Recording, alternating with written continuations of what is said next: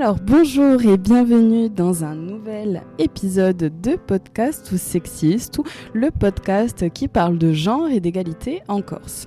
Donc je suis Audrey Royer et aujourd'hui, nouvel enregistrement en direct pour parler de VIH et d'IST. Donc nous sommes le 3 juin 2024, jour de lancement de la semaine santé sexuelle. Comme je vous le disais, aujourd'hui nous allons parler de VIH et d'IST, nous allons parler de groupes de personnes vulnérables et nous allons également parler de prévention et de dépistage. Pour cet épisode, je ne suis pas seule, je suis accompagnée de Paul Maerten qui co-animera cette table ronde avec moi, directrice de l'association C3S Corse Stratégie Santé Sexuelle.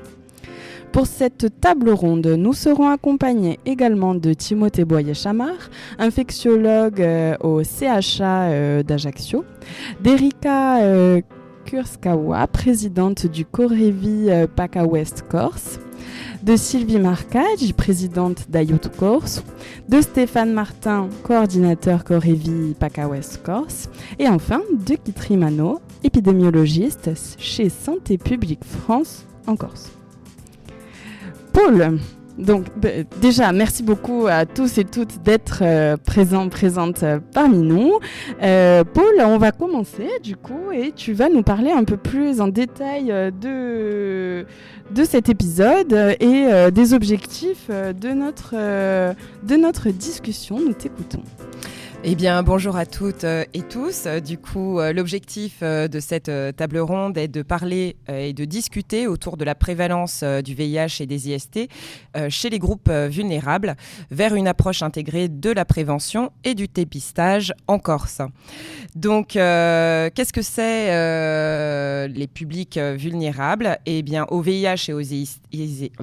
Pardon, excusez-moi, je reprends.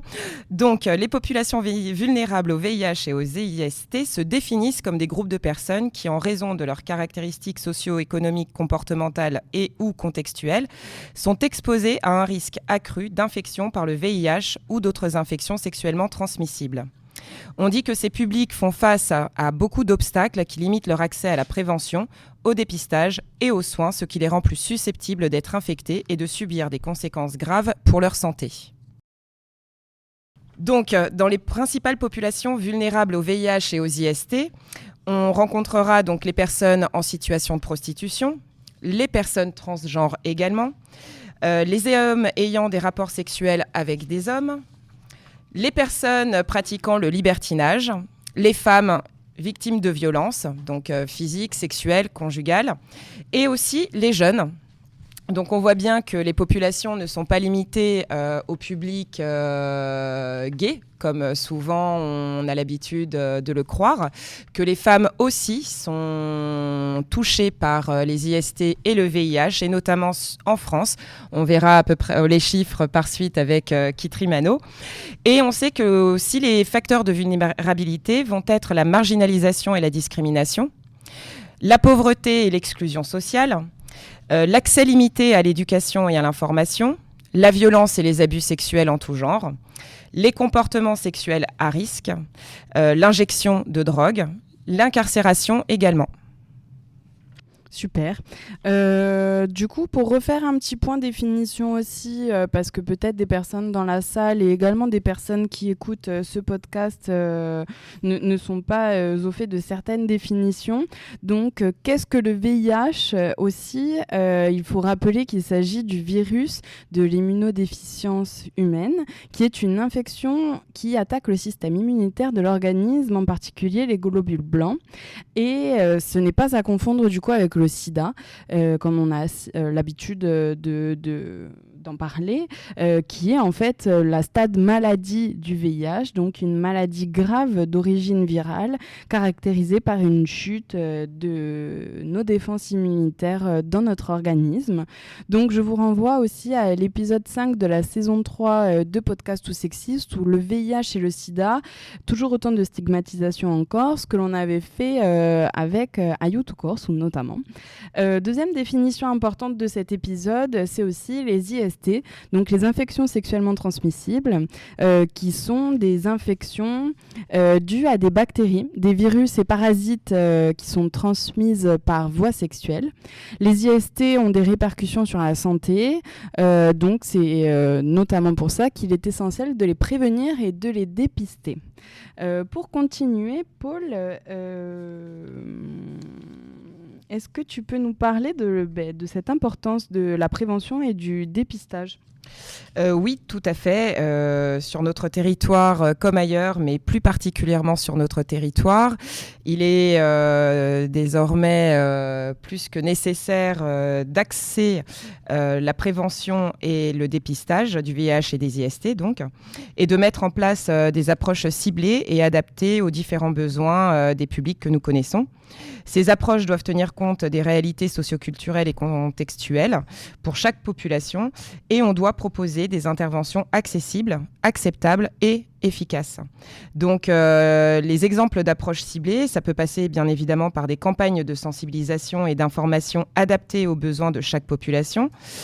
Du dépistage, on y reviendra plus tard, du VIH et des IST, facilement accessible et bien évidemment confidentiel, tout en prenant en compte aussi l'aspect géographique de notre territoire qui ne permet pas forcément un accès aux soins facile. Des services de prévention et de soins adaptés aux besoins des populations, ça on le sait. La formation, continuer la formation des professionnels de santé à la prise en charge des populations vulnérables et l'implication des communautés concernées dans la conception et la mise en œuvre de programmes de prévention et de dépistage. Donc nous avons du travail sur le territoire, c'est la bonne nouvelle. Eh bien, merci beaucoup, Paul, pour cette belle présentation. Donc, il va y avoir 3 parties dans cet épisode. La première partie qui va être comprendre les réalités des groupes vulnérables.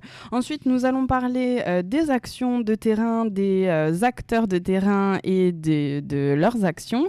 Et enfin, il y aura une dernière partie. On va parler politique de santé, on va parler besoins du terrain et des acteurs avec... Voilà, si vous avez des questions, nous pourrons y répondre. Donc, pour cette première partie, nous allons te laisser, Paul, pour accueillir Erika. Voilà, pour parler des réalités des groupes vulnérables. Donc, autour de cette table, nous avons le docteur Boyer-Chamard, nous avons Erika Kursava. Merci. La présidente du Corévi. Et nous avons également Kitri Mano, donc nous l'avons dit, de Santé publique France. Déjà, je vais vous laisser vous présenter, s'il vous plaît. Kitri Mano, du coup, je suis épidémiologiste à la cellule régionale de Santé publique France PACA Corse, donc basée sur Ajaccio. Ça fait 6 ans maintenant que je travaille ici sur la thématique de la santé sexuelle. Donc voilà, nous à Santé publique France, autour de la thématique de la santé sexuelle, on travaille principalement, notamment en région, sur la surveillance des épidémies, donc que ça soit le VIH, mais aussi les IST, donc les gonococciques, chlamydia, syphilis, le papillomavirus. Voilà, on a plusieurs systèmes de surveillance qui nous permettent de récolter des données et d'essayer de voir comment évolue le dépistage et aussi les taux d'incidence au niveau régional et de pouvoir aider à l'orientation des actions de prévention notamment et de dépistage sur les territoires. Merci beaucoup. Docteur Timothée Boyer-Chamard, donc je suis infectiologue à l'hôpital d'Ajaccio où nous avons des activités bien sûr de conseils intra-hospitaliers sur tout ce qui touche aux maladies infectieuses et tropicales et plus spécifiquement avec mes collègues une activité donc sur le VIH et les IST, donc au sein de l'hôpital d'Ajaccio comme en général dans les hôpitaux en France en général, il y a un service d'infectiologie qui permet de faire le suivi des personnes infectés par le VIH ou atteints d'hépatite virale et d'autres maladies infectieuses bien sûr. Et puis depuis l'année dernière, l'hôpital d'Ajaccio accueille également le centre de dépistage qu'on appelle donc le CEGID, le centre de dépistage qu'on appelait avant anonyme et gratuit, qui garde en tout cas même si c'est plus le nom, qui garde cette spécificité d'être anonyme et gratuit, où nous sommes différents intervenants à participer. Voilà, donc dans une action à la fois de prévention, de diagnostic et de traitement avec le docteur Mahamat qui est responsable de ce centre de dépistage. Bonjour, je suis Erika Kurzava, je suis la présidente du Corévi PACA Ouest Corse. Donc le Corévi, c'est un organisme qui coordonne l'ensemble des acteurs de lutte contre le VIH, les hépatites et les IST. Par ailleurs, je suis médecin sur le continent. Je suis des personnes vivant avec le VIH, mais j'ai en charge également un CEGID, comme le disait Timothée. Alors ça, c'est une information à retenir. Les CEGID, il y en a partout en France et il y en a également en Corse. Et ces CEGID... Ça permet de faire du dépistage, de l'accompagnement à la santé sexuelle, tout ça de manière bienveillante, anonyme et gratuit. C'est-à-dire que vous pouvez vous présenter dans ces centres de dépistage, ne pas donner votre nom, ne pas payer et être reçu tel que vous êtes, convenablement, sans préjugés. Ça, c'est à retenir pour ceux qui nous écoutent. Donc, n'hésitez pas à passer la porte, surtout en cette semaine de santé sexuelle où plein d'actions sont menées sur le territoire corse comme dans le reste du continent. Je me permets d'ajouter un mini commentaire sur les CEGID, quels qu'ils soient, partout en France. Et donc, il y en a un à Ajaccio, un à Bastia, notamment. Et à la différence de ce qu'on a peut-être en tête, c'est pas seulement des endroits de dépistage, mais c'est aussi des lieux de traitement. Enfin, on l'a dit, je crois, mais j'insiste dessus, de traitement des infections sexuellement transmissibles et de traitement autour de la santé sexuelle de manière générale. Est-ce que ça peut être également un lieu où on va parler de ses craintes C'est assez médecin dépendant en fait, mais l'objectif c'est de pouvoir aborder la santé sexuelle dans sa globalité et de pouvoir énoncer nos propres problématiques, nos difficultés. Ça peut être un lieu de repérage, de violence sexuelle dans l'enfance comme actuelle. Ça peut être un lieu de dépistage également de vulnérabilité. C'est pour ça que diverses et variées. C'est pour ça qu'il y a souvent et des psychologues et des assistantes sociales également dans les équipes. Il n'y a pas que des médecins. Il y a des infirmières formées à la santé sexuelle. Il y a des tests rapides, des dépistages qu'on appelle les TROD, mais qui sont également employés ailleurs que dans les CEGID, dans les actions hors les murs, par différentes associations. On peut peut-être revenir sur le test rapide. Qu'est-ce que c'est un test rapide ? Donc un test rapide, un TROD, on appelle ça. On vous pique au bout du doigt, comme on pique un petit peu les gens diabétiques. On récupère une goutte de sang et on est capable de vous dire si vous avez été en contact avec le virus du VIH dans les 3 mois qui précèdent la piqûre au bout du doigt. C'est-à-dire que si vous avez pris un risque dans la semaine qui précède la piqûre au bout du doigt, donc le test rapide, le test ne sera pas fiable, mais il sera fiable pour tous les risques que vous auriez pris dans les 3 mois qui précèdent. Est-ce qu'au niveau des définitions, vous souhaitez rajouter quelque chose du coup, là, on a parlé de TROD. Il y a les traitements aussi, la PrEP, par exemple, oui, alors les définitions, en effet, il y a beaucoup d'acronymes dans tout comme partout. Donc le VIH, tu en as parlé et tu l'as très bien défini. La distinction avec le sida, qui est donc la maladie qui est la conséquence du VIH sur une durée plus longue. Je pense que ce qui est important de dire là-dessus, c'est que justement le dépistage à un stade précoce de l'infection par le VIH permet d'accéder à des traitements qui vont éviter si le suivi est réalisé pour toute la vie comme il le faut, d'éviter la maladie qu'on appelle le sida. Et un des objectifs, bien sûr, c'est d'arriver à éradiquer le VIH, c'est un objectif à long terme. À dépister tous les cas de VIH avant qu'ils atteignent la maladie sida, c'est un objectif réel et à court terme. Sur les définitions, donc les IST, les infections sexuellement transmissibles, elles sont assez vastes et tu l'as dit aussi. Et donc sur les traitements qui existent, il y a différentes choses. Donc la PrEP, qui est un acronyme international, mais qui veut en gros dire prophylaxie pré-exposition. Donc ça, c'est un concept un petit peu particulier de prévention qu'on a à notre disposition depuis quelques années. La France a été pionnière dans les études sur la PrEP, dans la mise à disposition de la PrEP et dans sa prise en charge à 100% par l'assurance maladie. Je crois qu'on était le premier pays au monde. Et donc, s'il s'agit d'un traitement qui se prend de façon quotidienne ou à la demande. Alors, je ne vais pas rentrer dans les détails très précis de la prise de ce traitement, mais en gros, le but de ce traitement est d'éviter la contamination par le virus du VIH uniquement, dans le cadre de rapports sexuels à risque, qu'ils soient consentis ou non consentis. En tout cas, à partir du moment où il y a un risque d'infection par le VIH, ce traitement, pris en amont, en avance, permet d'éviter la transmission. Bien sûr, c'est quelque chose qui doit se combiner. Les Corévis sont plus au fait que moi sur le concept de prévention combinée, mais donc tout ça doit se combiner avec d'autres modes de prévention. Le dépistage est un mode de prévention, puisqu'on sait aussi maintenant que traiter des personnes infectées permet d'éviter la transmission du virus. Ça, c'est ce qu'on appelle, c'est encore d'autres acronymes, mais enfin bref, en gros, c'est le traitement en tant que prévention. Donc, c'est un des objectifs du traitement d'une personne infectée. Et dans les acronymes, encore, il y a le TPE. Le TPE, c'est encore un autre moyen à la fois de prise en charge et de prévention, c'est le traitement post-exposition. Donc cette fois-ci, il s'agit de donner un traitement à des gens qui ont eu un rapport à risque, qui donc sont à risque d'avoir été exposés au virus. On peut parfois estimer ce risque ou non. Soit on peut estimer ce risque en fonction du rapport de la personne avec qui a eu lieu ce rapport, et on va estimer la nécessité ou non de prendre un traitement. Soit on n'est pas en mesure de savoir si l'autre personne est infectée, et donc on va partir du principe que peut-être cette personne est infectée, et donc on va proposer ce traitement post-exposition à la personne exposée.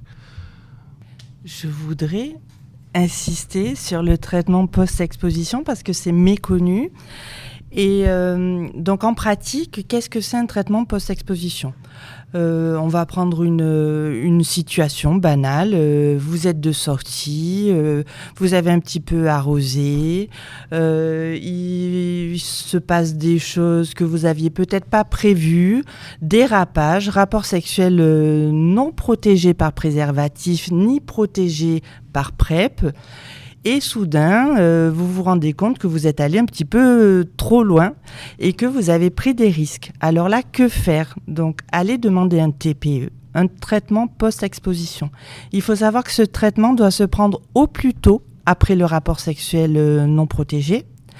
Et on a jusqu'à 48 heures maximum pour prendre ce traitement. Ce traitement, c'est un comprimé qu'on prend tous les jours, pendant 28 jours, pour éviter d'être contaminé par le VIH.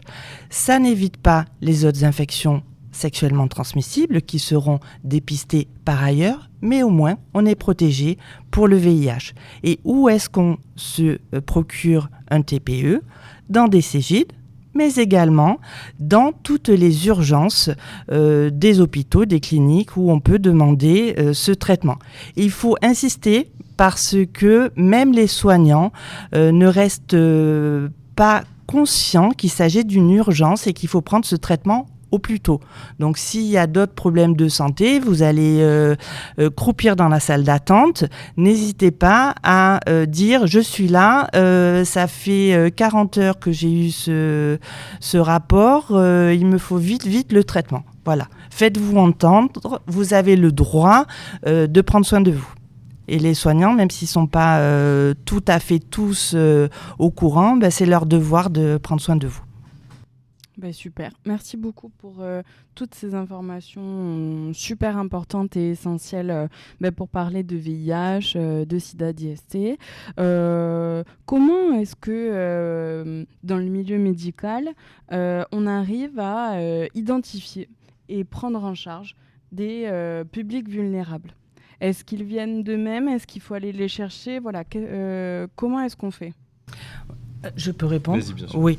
Alors, les publics vulnérables dont vous avez parlé tout à l'heure, Paul les a cités.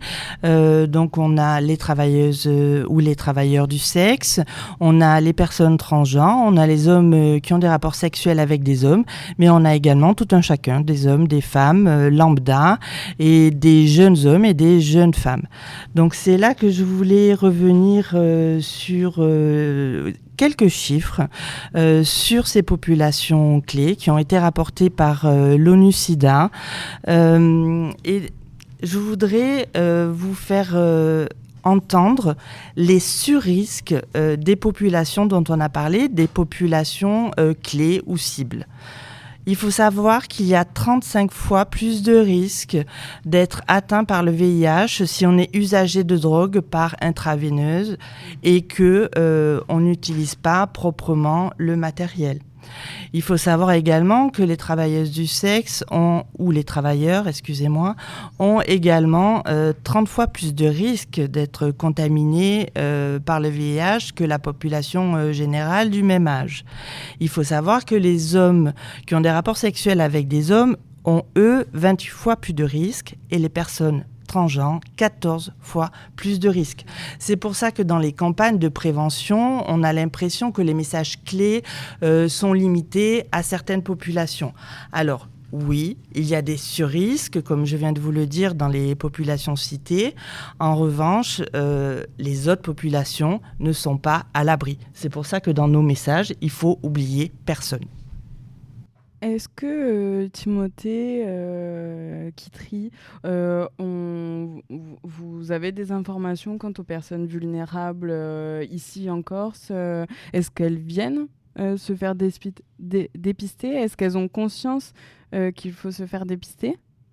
Alors, je ne sais pas s'il y a des chiffres d'épidémiologie de Santé publique France. Moi, j'ai pas nécessairement de vision très claire sur qui vient et qui ne vient pas, à part ce qu'on voit, évidemment.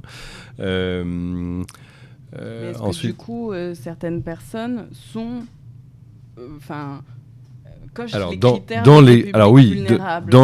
Voilà, c'est ce que... Oui, bien sûr. Donc, dans les personnes qu'on définit, c'est un peu bizarre, mais comme... population vulnérable et personnes vulnérables, oui, on en voit au Cégide notamment. Alors à l'hôpital, de façon générale, oui, car on voit tout le monde à l'hôpital, notamment dans les services d'urgence. Pour ces problématiques-là, peut-être pas assez. Ça, c'est bien sûr un vrai problème, et je pense que c'est un des objectifs aussi de cette table ronde. Alors, au Cégide, moi, de ma petite expérience, j'ai pas les statistiques du Cégide. Le Cégide a moins d'1 an au sein de l'hôpital, donc on n'a pas encore des données très importantes. Avant, il était au sein de la collectivité et on doit avoir aussi des données. Mais donc, j'ai pas de chiffres dans lesquels je vais rentrer en détail. En revanche, oui, on voit certaines personnes de ces publics vulnérables, mais sans doute pas assez. Et sans doute, il y a des personnes... vulnérables qui n'ont pas la connaissance des lieux où se rendre ou qui, j'imagine aussi, parfois ont une crainte d'un jugement même vis-à-vis du personnel soignant. Je pense qu'il ne faut pas hésiter à le dire, que ce soit des médecins, des infirmiers, des personnes qui accueillent aux urgences.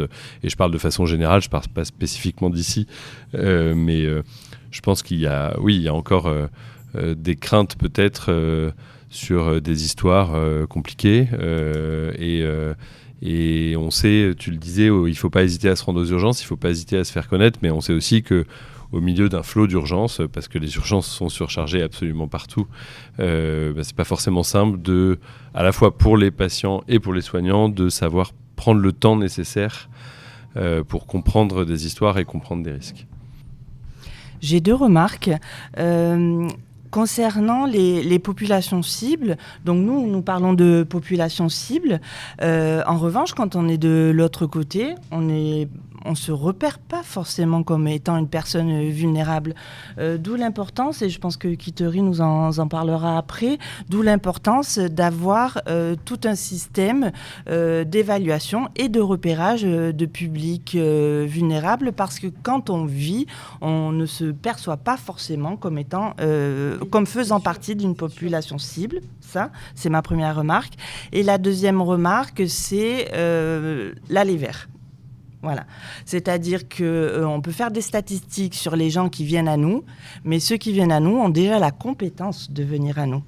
Et quand on parle de public vulnérable, les gens ne pensent pas forcément qu'ils vont être les bienvenus, ne pensent pas forcément qu'ils en ont besoin, ou ne pensent pas forcément qu'ils vont être bien accueillis. D'où l'importance de certaines associations, des Cégid également, qui ont des actions hors les murs, d'aller vers ces populations que l'on dit cible, et même vers la population générale, comme on l'a dit en préambule, puisque personne n'est à l'abri. Mais c'est ça, en fait, ma question de est-ce que des publics vulnérables viennent, c'était aussi pour dire après qu'est-ce qu'on va mettre en place pour aller plus les toucher. Donc on anticipe un peu, mais c'est très bien. Est-ce que vous avez des données chiffrées un peu de VIH, d'IST chez les populations vulnérables en France, pour commencer? Alors oui, en France, du coup, on a des données et de dépistage et de diagnostic chez les personnes vulnérables. Il faut savoir que donc, les dernières données là, dont j'ai à disposition datent de 2022, parce qu'on vient tout juste de boucler les bases de données 2023. Ça date de vendredi, donc on n'a pas encore fait les statistiques. Mais du coup, en 2022...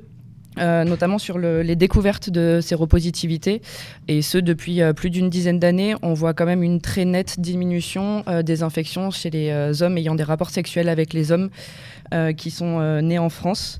En revanche, notamment sur la période Covid, ce qui était normal aussi, on avait observé une diminution des diagnostics chez les personnes nées à l'étranger, qu'elles soient hétérosexuelles ou homosexuelles ou bisexuelles. Mais du coup, depuis 2022, on voit une nouvelle augmentation, notamment chez les HSH, donc hommes ayant des rapports sexuels avec les hommes nés à l'étranger, et aussi chez les femmes hétérosexuelles nées à l'étranger principalement. Pour la Corse, c'est un peu plus compliqué de donner des statistiques, car on a un taux de dépistage qui est le plus faible de France au niveau régional. Contrairement à ce qu'on peut voir notamment dans les régions qui dépistent énormément, donc Île-de-France, PACA. Mais ce qui est rassurant, c'est qu'on voit quand même un taux de positivité qui fait partie aussi des plus faibles de France. Donc voilà. Après, comme on va moins vers les publics qui sont susceptibles d'être infectés, du coup on les diagnostique aussi moins. Donc c'est pour ça qu'il faut notamment mettre l'accent sur la prévention et l'aller vers, comme on en parlait tout à l'heure.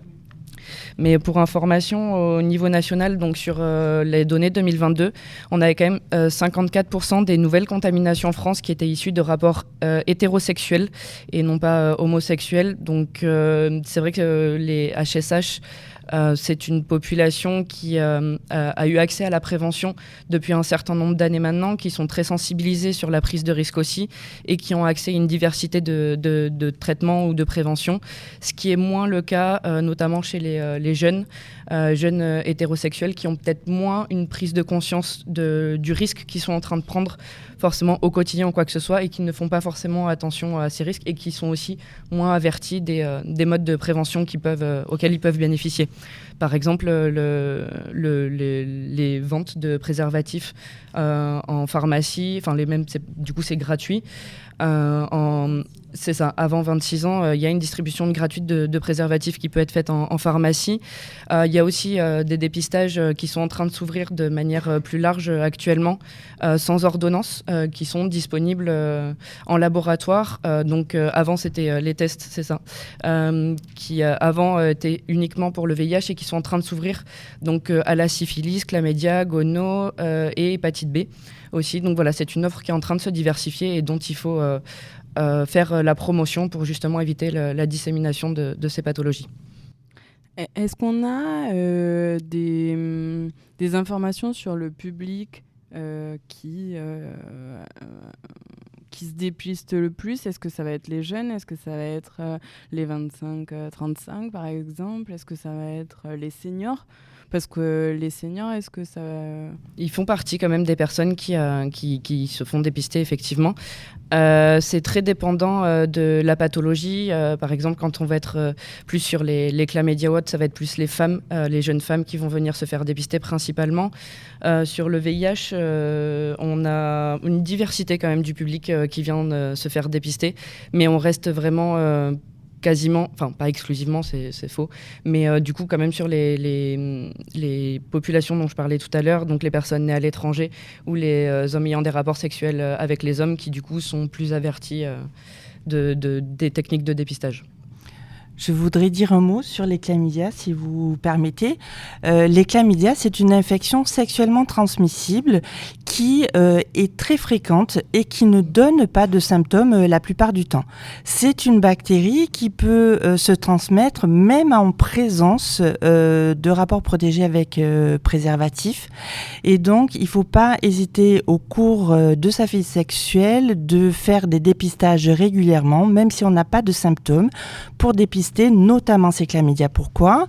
Parce que chez les jeunes femmes, une infection à chlamydia, ça peut entraîner, si c'est pas traité à temps, des stérilités.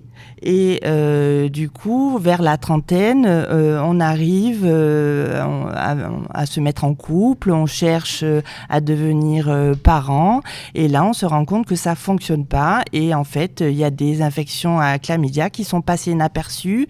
Et si on avait pu faire passer le message avant, si on pouvait dire à toutes les jeunes filles et à tous les jeunes hommes également, faites des tests régulièrement pour ces chlamydia, on diminuerait le taux d'infertilité, et ce qui serait une bonne chose. Oui, c'est un virus qui se soigne. C'est une bactérie qui se traite et qui se guérit. Oui. Et sur les chlamydia, justement, on a un taux de diagnostic en Corse qui est plus élevé que celui qu'on observe sur le continent. C'est vraiment une des pathologies pour lesquelles on a vraiment des effectifs assez élevés en Corse. Et c'est principalement donc, les jeunes femmes de moins de 26 ans hétérosexuelles qui sont majoritairement touchées. Donc voilà, c'est vraiment les moments d'aller faire des dépistages assez régulièrement aussi, quand aller demander assez facilement à son professionnel de santé qu'on peut voir régulièrement. Oui, c'est un dépistage qui peut aussi être fait lors de toute consultation avec un médecin traitant, avec un gynécologue évidemment.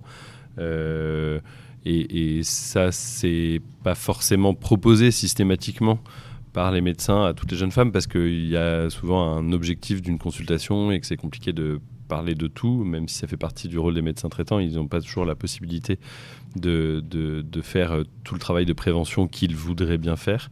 Et donc, si les patients, si les jeunes femmes d'elles-mêmes, en revanche, mettent ce sujet sur la table et demandent un dépistage, ils sont maintenant souvent quand même bien informés et font et prescrivent ce dépistage qui peut être fait en laboratoire, qui peut être remboursé et avec des traitements relativement simples ensuite si c'est positif. Quels vont être les défis, nous, acteurs, pour aller toucher ces populations-là, sur ces sujets-là?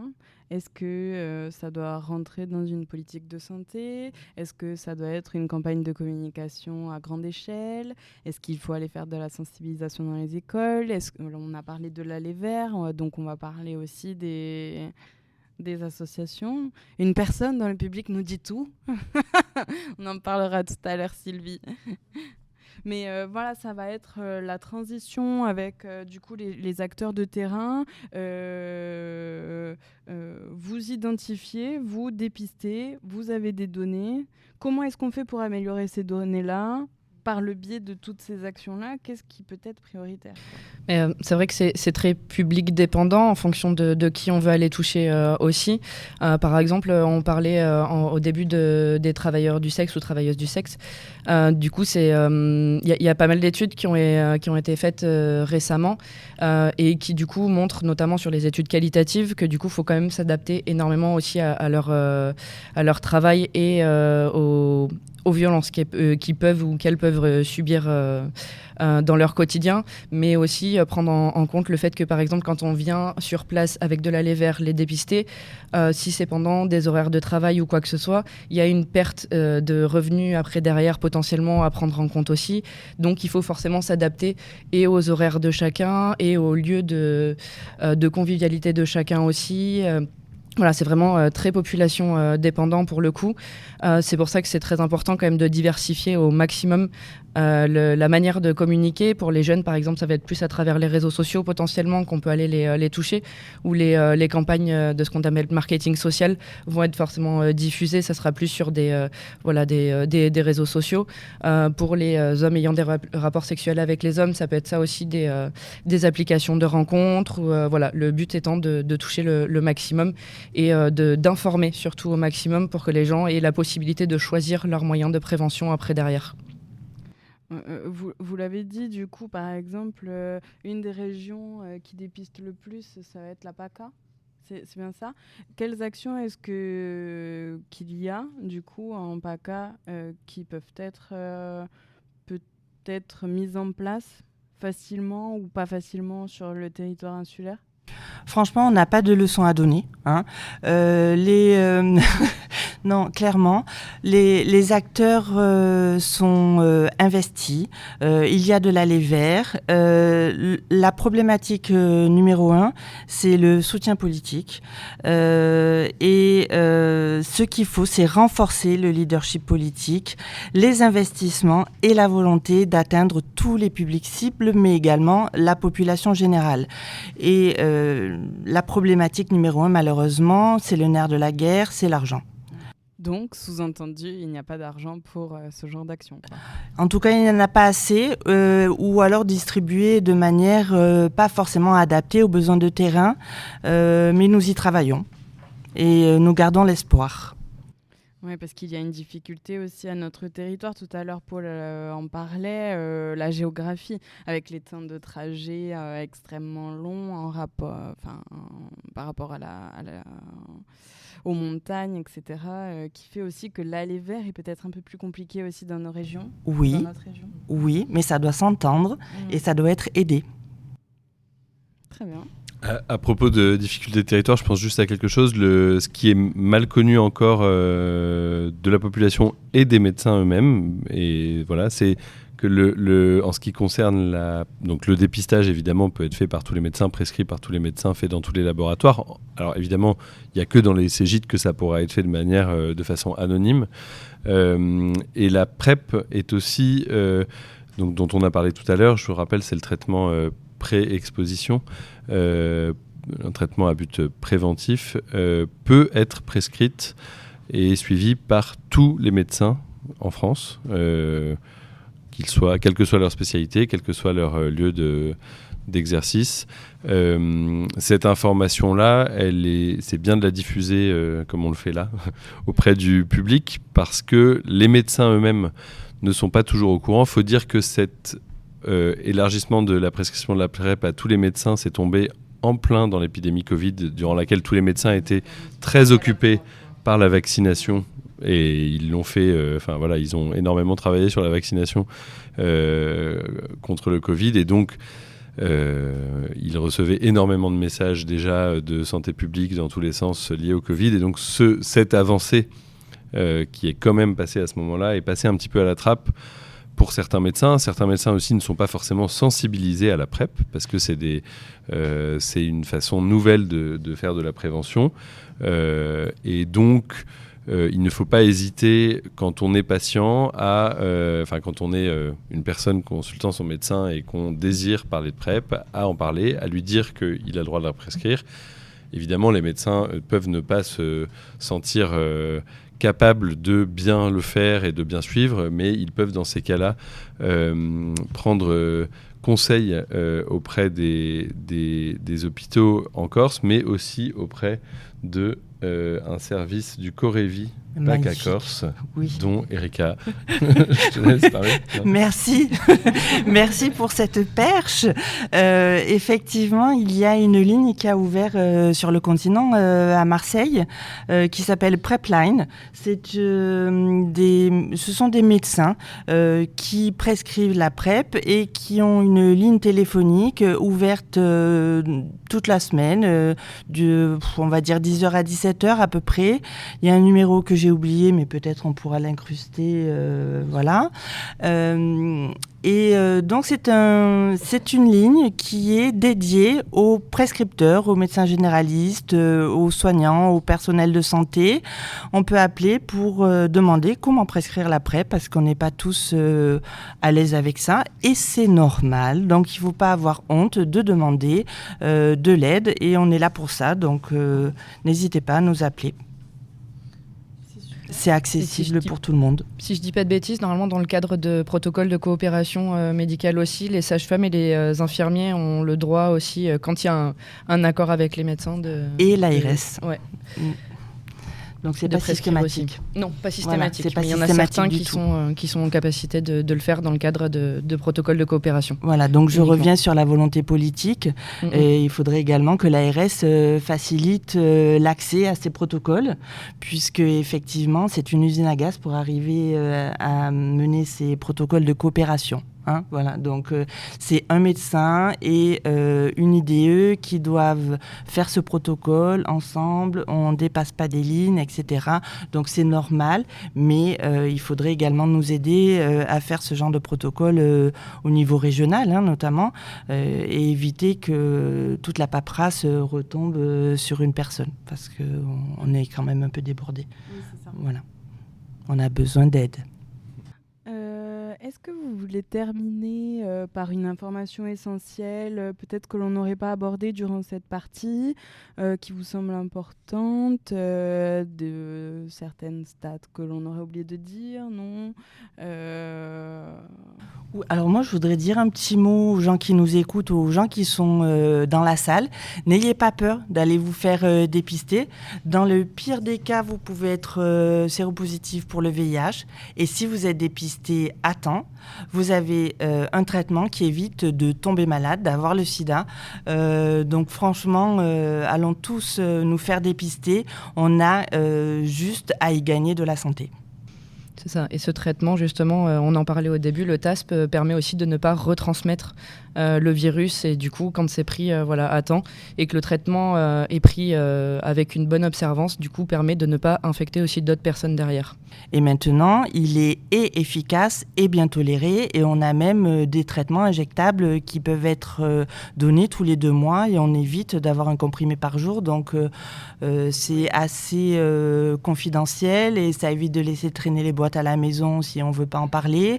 Ou lorsqu'on part en voyage, c'est pas dans la valise. Et ça évite les éventuelles discriminations qui malheureusement persistent encore trop.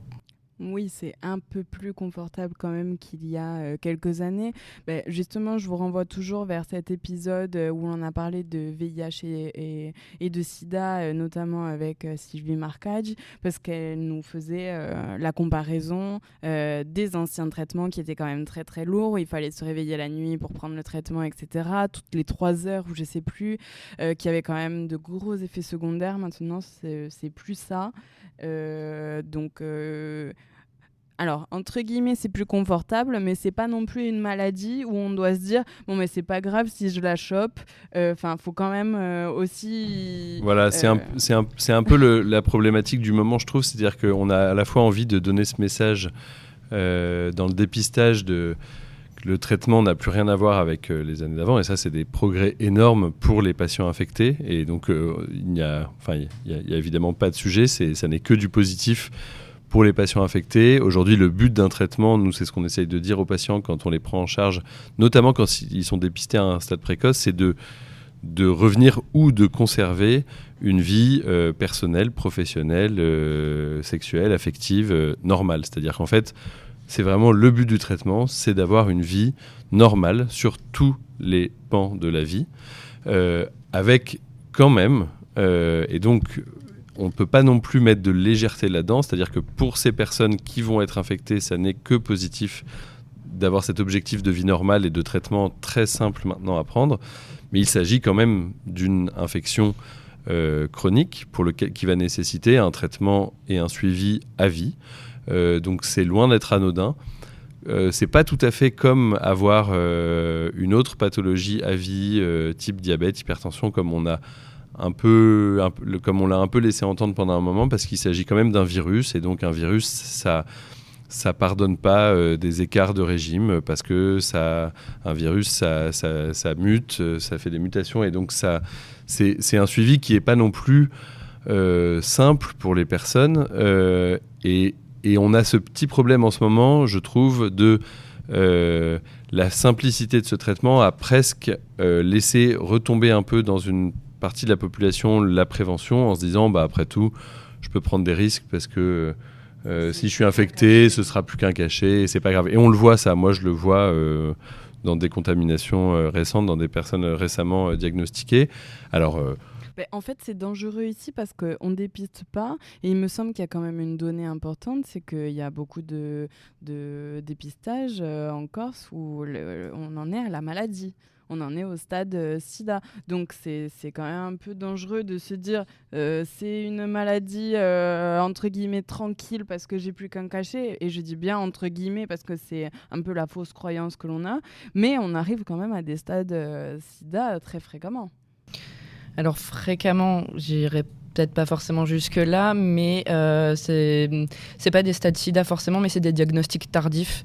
Ouais, effectivement, il y en a, il y a une proportion non négligeable en tout cas de diagnostics tardifs. Pas forcément au stade sida, mais où il y a déjà le système immunitaire est déjà bien attaqué chez la personne. Donc c'est pour ça qu'il faut aller se faire dépister le plus tôt possible dès qu'il y a une prise de risque qui est réalisée. Oui, un tiers des dépistages montrent un diagnostic trop tardif, ça c'est vrai. Et je voulais quand même finir sur un message positif qu'on ne pouvait pas employer avant 2008. Et c'est un message qui encore a du mal à passer. IEGALI, qu'est-ce que ça veut dire ? Indétectable, intransmissible. Ça veut dire que si on prend bien son traitement, et qu'on a une charge virale indétectable, qu'est-ce que ça veut dire ? Qu'on retrouve pas de virus dans le sang ni dans les sécrétions sexuelles, on ne peut pas contaminer. Donc c'est pour ça que il est bon de l'entendre également.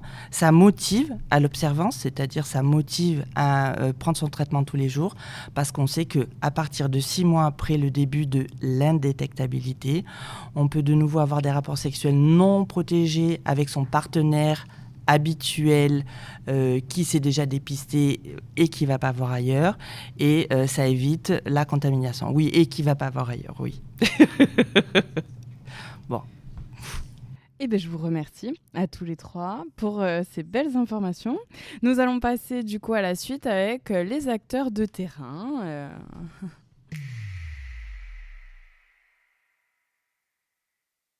Pour cette deuxième partie où nous allons parler des acteurs de terrain, de leurs actions, donc des actions des associations, je vais vous laisser vous présenter. Oui, bonjour. Donc, je suis Stéphane Martin, je m'appelle Stéphane. Donc, je travaille pour le Corévi PACA Ouest Corse, donc le comité régional de coordination de lutte contre le VIH et les IST. Et d'une façon plus globale, on travaille effectivement sur la santé sexuelle, dont la présidente est, que vous venez d'entendre, Erika Kurzawa. Merci. Alors, bonjour à tous et toutes. Moi, je suis Sylvie Marcage, la présidente de l'association Ayutu Corse. Alors, l'association s'occupe de personnes vivant avec le VIH et s'occupe également aussi de prévention et de dépistage. Rebonjour, Paul Maerten, donc coordinatrice de Corse Stratégie Santé Sexuelle, animatrice de l'espace de vie affective, relationnelle et sexuelle et du dispositif itinérant Van, Nina et Simone. Du coup, on a essayé du moins de faire un état des lieux. On a parlé de données, du moins les données que l'on avait. Mais déjà, qu'est-ce que vous pensez de cette première partie ? Est-ce que vous avez quelque chose à rajouter ? Elle est surtout essentielle. Merci à eux d'essayer d'expliquer, parce que en fait, je pense que le plus important dans tout ça, c'est l'information, avant tout. L'information de tous les publics, alors publics vulnérables ou pas.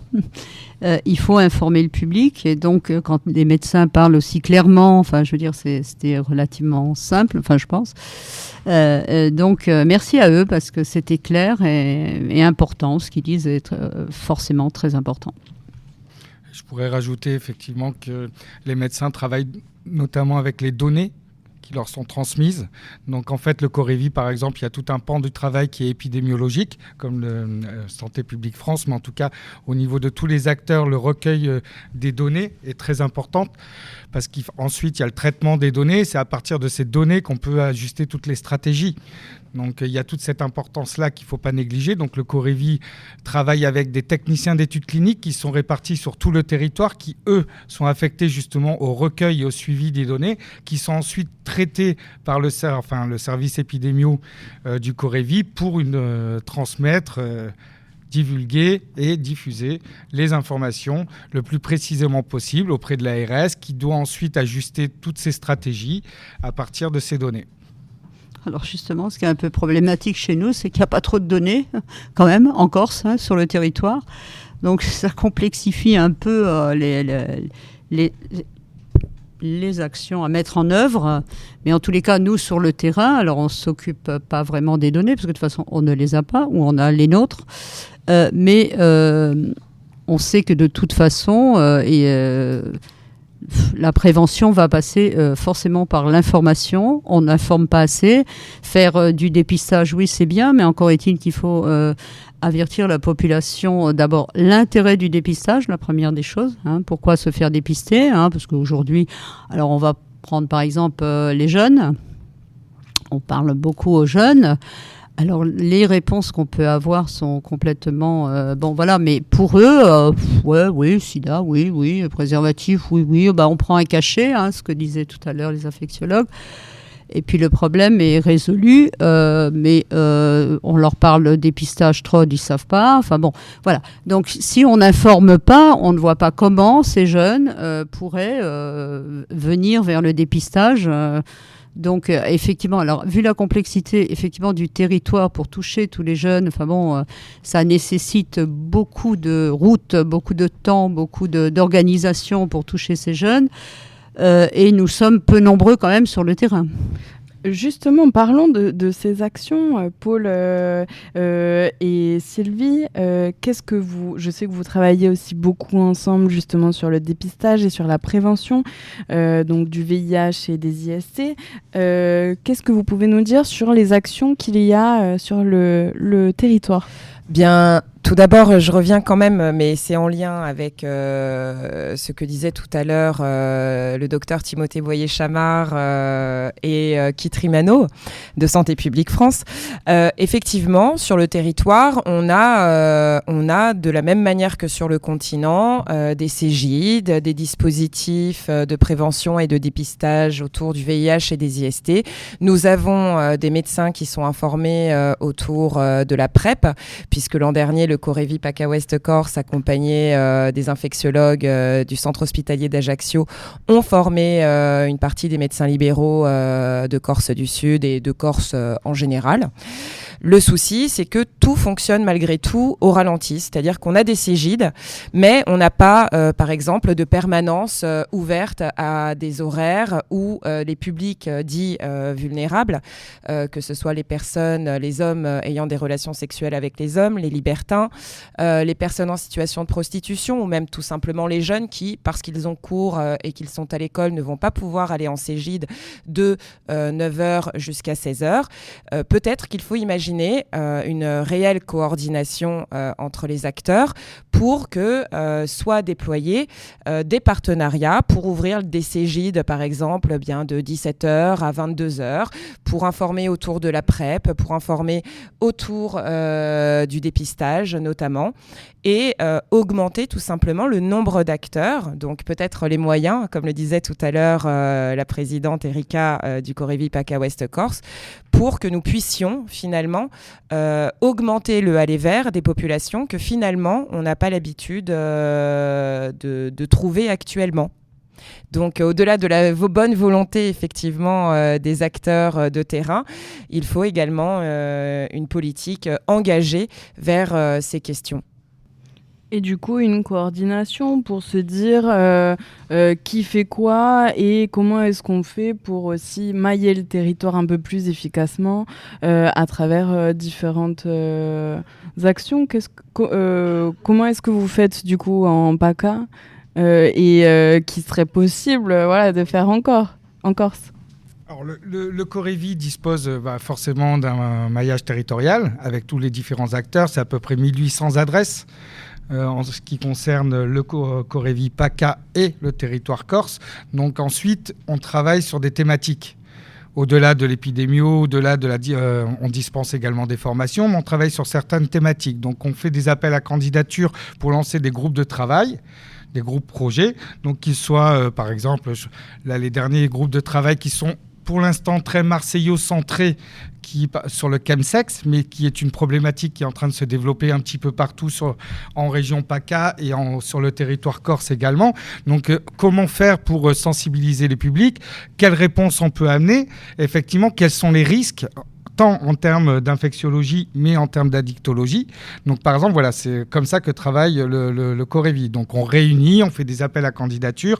Là, on va travailler très prochainement sur les parcours de soins, notamment pour les personnes vivant avec le VIH. Quel est le parcours de soins? Quelles sont les difficultés rencontrées, notamment aussi par rapport aux populations migrantes? Donc, ce sont des appels à candidature. Et ensuite, les différents acteurs de terrain se réunissent lors de copies, lors de visio, et on essaye d'apporter les réponses adaptées, ou en tout cas travailler aux perspectives à mettre en place pour apporter une réponse de terrain ensuite. Moi, je pense qu'il est évident que ce qu'on manque beaucoup quand même, c'est de personnes investies dans ce domaine. Enfin, c'est incontestable. Je veux dire, sur un territoire aussi élargi que le nôtre, on n'est pas assez, ou du moins, en tous les cas, on ne les voit pas, s'il y en a. On ne les voit pas beaucoup, donc il n'y en a vraiment pas assez. Et donc, c'est bien que le Corévi fasse, c'est très bien, ces états des lieux, etc. Après, pour mettre en œuvre ici, ça va pas être aussi simple, à mon avis, qu'à Marseille, avec le nombre d'acteurs qu'il peut y avoir, etc. Donc, c'est vraiment pas simple ici. C'est le moins qu'on puisse dire. Mais la volonté y est. Il y a quand même aussi des gens... déjà, tous ceux qui sont là, merci. Il y a quand même des gens qui s'intéressent à cette problématique et ça s'est considérablement amélioré. Parce que moi, je suis quand même sur le terrain depuis de nombreuses années, je ne vous dirai pas, mais vraiment de très nombreuses années. Et de ce fait, je vois quand même les choses ont considérablement évolué. Et cette politique menée de santé sexuelle va, nous, association de lutte contre le sida, on est les seuls quand même en Corse, en termes associatifs. Ça nous donne un coup de... Ça nous fait du bien. On se sent un peu moins seul quand même. Alors merci à tous. La promotion de la santé sexuelle, c'est aussi imaginer de pouvoir travailler tous ensemble, acteurs dédiés à la santé sexuelle, affective et relationnelle, de pouvoir travailler de façon transversale parce qu'on s'aperçoit que, et le premier exemple va être notamment l'université de Corté, mais parce que justement les jeunes viennent voir les acteurs associatifs pour du dépistage, mais on voit bien que d'autres thématiques des 8 champs de la stratégie nationale de santé sexuelle arrivent dans les échanges que l'on peut avoir avec elles et avec eux. Notamment sur les questions de violences sexistes et ou sexuelles, les questions aussi de transidentité ou d'orientation sexuelle, de contraception, etc. Donc, encore une fois, peut-être que l'important aujourd'hui, parce que les acteurs sur le territoire sont identifiés, puisque nous ne sommes pas non plus 40 000, en revanche, il faut peut-être se décider à travailler conjointement, ensemble et de façon transversale auprès de tous les publics pour répondre rapidement à toutes les questions qui vont être autour de la santé sexuelle. Moi, je trouve que ça s'est quand même nettement amélioré, notamment depuis que des acteurs s'implantent sur le territoire. Le premier village santé sexuelle, organisé en septembre 2021, a quand même réuni pas mal d'acteurs. On voit que chaque année, de nouveaux acteurs s'impliquent et viennent, en tout cas, proposer des actions pour ces villages-là. On se connaît mieux. Voilà, c'est ce que je te dis. Enfin, c'est ce que je disais tout à l'heure à tout le monde. Ça s'améliore. Il y a quand même un coup de boost en 3 ans. Indéniablement, parce que nous, on a quand même été très, très seuls pendant de très nombreuses années sur le terrain, au moins sur la prévention VIH et hépatite. On était vraiment, c'est le mot, seul. Hein. Alors, seul, on est une toute petite structure aussi. Hein. On a très peu de moyens humains pour travailler. Alors, on est régional, hein, on est... nommé par l'ARS sur toute la région, oui d'accord, mais enfin, on est tellement peu qu'on ne peut pas non plus, on n'arrive pas à répondre à toutes les demandes et à tous les besoins, ça c'est évident. Donc on est en dessous de ce qu'on pourrait faire en termes d'information sur les publics cibles, mais pas que. Sur tout le monde, en fait. Est-ce que ça explique aussi ce manque en termes de données, le fait qu'il y ait peu d'acteurs? Est-ce que ça explique qu'il y ait moins de dépistage, qu'il y ait moins de données Oui, forcément. Encore une fois, déjà, pour que les gens viennent au dépistage, faut leur expliquer quand même l'intérêt. Je ne suis pas convaincue avec énormément de public qu'on rencontre. On parle de TROD, on nous regarde. On ne sait pas ce que c'est. On dit qu'il y a, par exemple, des autotests en pharmacie. Ça fait quand même quelques années qu'ils existent. Mais je pense que ce qui détient la palme de tout ça, c'est le TPE.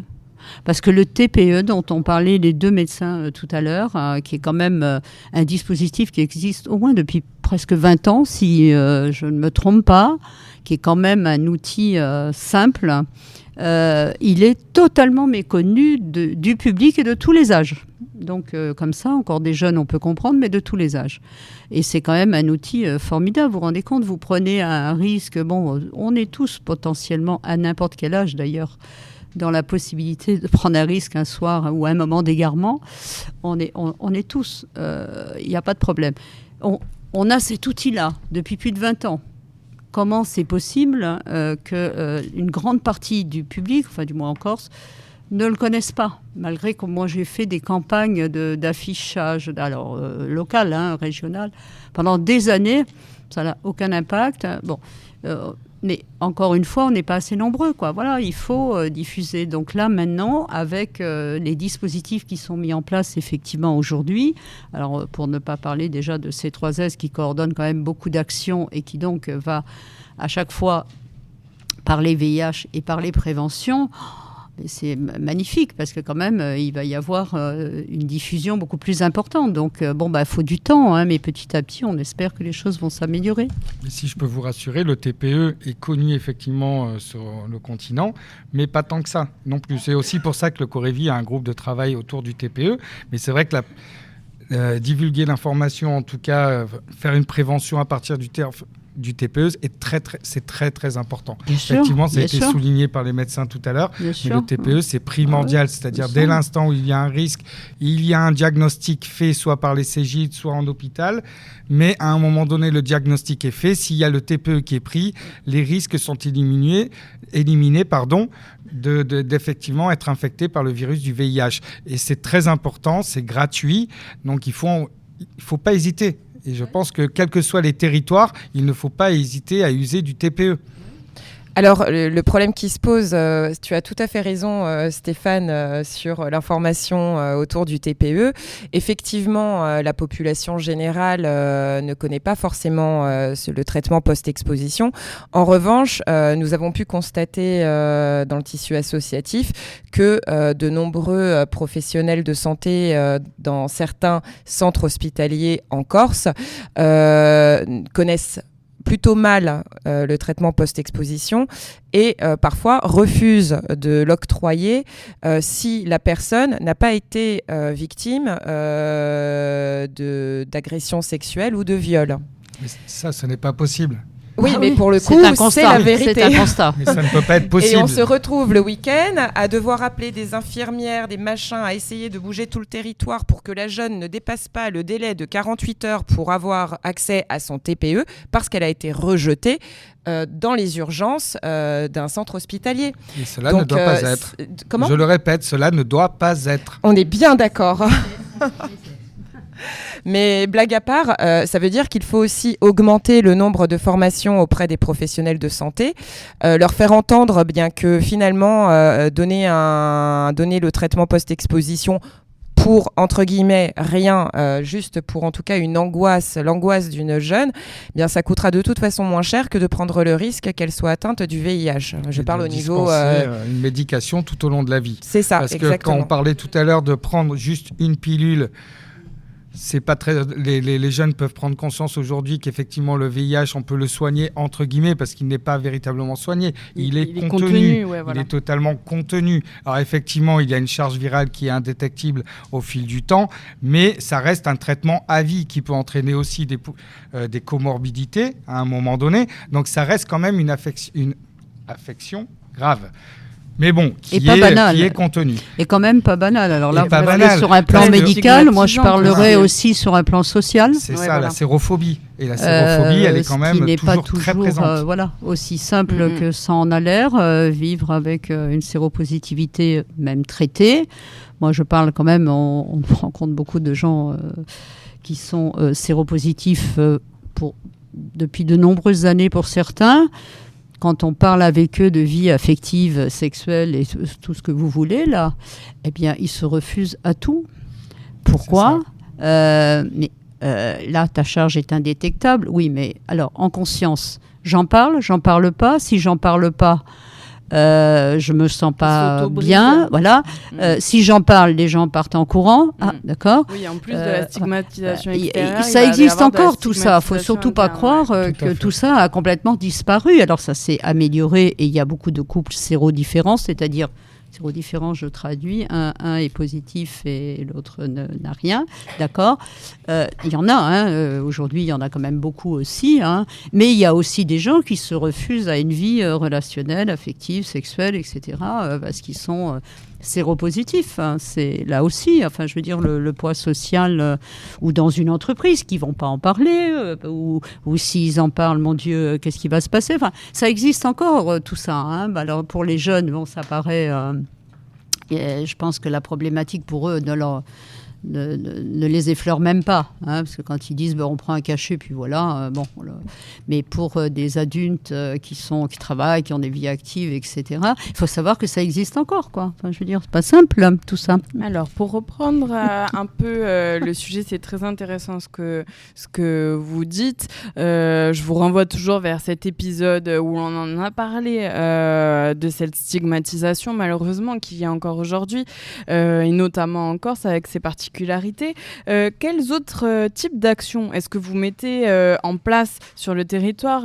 Je m'adresse notamment à toi, Paul. 1 an de création de ces 3S, mais déjà énormément d'actions que tu proposes. Est-ce que tu peux nous en parler ? Eh bien, par exemple, sur 2024, on avait l'ambition, notamment avec l'unité infectiologie, le service infectiologie du centre hospitalier d'Ajaccio, et en partenariat avec le service médecine préventive de l'université de Corte et à U2 Corse, ou de proposer justement une campagne de sensibilisation autour du TPE. Sur les réseaux sociaux ? Alors, oui, sur les réseaux sociaux, parce que forcément, lorsque tu crées par exemple un affichage, tu peux le déployer via les réseaux sociaux, mais aussi in situ de l'université, avec une journée dédiée à l'information autour du TPE. Le projet est toujours en cours. On a dû stopper un petit peu les choses parce que le service médecine préventive est en pleine mutation, puisque le docteur principal part à la retraite, que nous lui souhaitons donc bien bonne. Donc nous ne pouvons pas engendrer de nouveaux projets à l'université tant qu'il n'aura pas été remplacé. Mais le projet était prévu sur la stratégie régionale de C3S autour de la santé sexuelle, et j'espère que nous pourrons rapidement le mettre en œuvre avec le nouveau service en marche. Alors, quels autres types de missions? On parlait d'aller vers tout à l'heure. J'attends que tu me parles de ton van. Ah mais bien sûr, alors le dispositif itinérant Nina et Simone, donc dispositif de la préfecture de Corse, mais plus particulièrement de la direction régionale aux droits des femmes et à l'égalité, est un dispositif donc itinérant qui a vocation à aller vers les publics et les territoires prioritaires, mais aussi les territoires ruraux. Il a été inauguré le 30 avril 2024 et est déjà sur de nombreuses routes sur le territoire, et effectivement a différentes missions, dont aussi le VIH et les IST. Oui, l'information, la sensibilisation. Information, sensibilisation et surtout orientation la plus rapide possible, ce que permet ce van, en plus, ce dispositif, puisqu'il a vocation à travailler de façon multipartenariale. Et on s'aperçoit avec l'augmentation aussi, parce qu'on n'en a pas parlé, on a parlé de géographie tout à l'heure, mais on n'a pas parlé de l'augmentation exponentielle de la population entre mai et octobre. On passe d'une population de, si mes souvenirs sont bons, 400... Non, on est à 350 000 habitants à peu près à l'année, et on augmente fois 2,5, fois 3 durant, même plus encore, durant la période estivale. Si bien que forcément, si on n'est déjà pas suffisamment nombreux sur le terrain durant l'année hors scolaire, on va dire, ouais. On l'est encore moins durant la période estivale. Donc le dispositif va axer ses actions de prévention dans les différents lieux festifs. On va parler du festival Calvi on the Rock, le festival Soluna. On va parler aussi des camps naturistes, où on sait que la majorité des camps naturistes ont aussi de nombreuses personnes qui ont une vie sexuelle très épanouie, mais qui peut potentiellement être à risque. Donc la distribution de préservatifs, d'informations autour du TPE, au cas où, d'informations autour de la PrEP, semble opportun en suivant cette saisonnalité particulière. Et toujours en lien aussi avec les IST et le VIH, quand on parle aussi de promotion de la santé sexuelle, affective et relationnelle, on parle bien évidemment durant cette période aussi des violences sexistes et sexuelles faites aux femmes. Donc voilà, ce dispositif, accompagné des acteurs associatifs partenaires, mettront l'accent sur ces thématiques durant l'été. Oui, on peut aussi parler quand même qu'on rencontre depuis quelque temps le public à Borgo, incarcéré à Borgo. Oui, j'allais en parler justement, voilà. Parce qu'on est dans la semaine santé sexuelle, voilà. Pour le rappeler. Et demain... Oui, demain par exemple, nous partons toutes les deux, oui. Faire une journée à Borgo. Alors explique un peu ce que tu... Alors, C3S a un très beau travail avec la maison d'arrêt pour femmes qui s'appelle Intimité sans liberté et qui a vocation de questionner la vie affective, relationnelle et sexuelle des personnes, des femmes incarcérées. C'est un projet qui nous tient plutôt très à cœur parce que c'est un public passionnant et passionné pour le coup. Et durant la semaine santé sexuelle, en partenariat avec Ayutu Corse, ou donc demain, on voit des hommes. Nous allons voir les hommes pour le proposer un dépistage TROD, donc, dont on a donné la définition tout à l'heure. Avant de proposer, on va quand même faire une sensibilisation. Et ça, du coup, est-ce qu'ils sont considérés comme étant un public vulnérable ? Oui. Oui. Parce que loin de l'information. Oui. loin de l'information. Et puis parce qu'en prison, il se passe beaucoup de choses. Non, mais on ça, peut, je on n'en peut doute être pas. incarcéré et pour autant continuer à avoir une vie sexuelle. Et là, toute la problématique du milieu carcéral, c'est que tout rapport sexuel n'est pas forcément et n'est certainement pas le plus souvent protégé. Donc de dépister, la dernière fois, je ne sais plus qui nous demandait, mais vous y avez été l'année dernière faire du dépistage? Oui, c'est vrai, mais c'est pas parce qu'on a été dépisté l'an dernier qu'entre-temps, il n'y a pas eu de rapport sexuel en milieu carcéral. Est-ce que c'est plus compliqué en milieu carcéral de garantir l'anonymat, la confidentialité? Ah ouais, plus compliqué pour nous, en tous les cas, non. Pour les actions qu'on va faire demain, on va donc faire une proposition de dépistage TROD pour les hommes, là. Bon, nous, on est de marbre, hein. C'est à leur volonté. S'ils veulent effectivement une prise en charge, il va falloir informer le médecin de la prison, parce que quand vous faites un test rapide, systématiquement, il doit y avoir une confirmation par une prise de sang.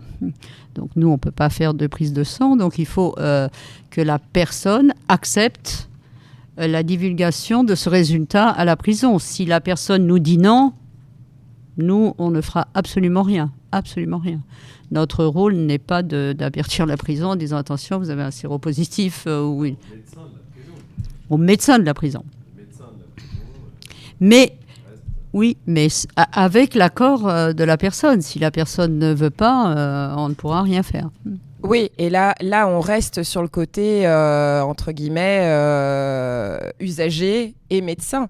Je te donne un exemple. À la maison d'arrêt pour femmes, par exemple, elles sont maximum au plus haut 15.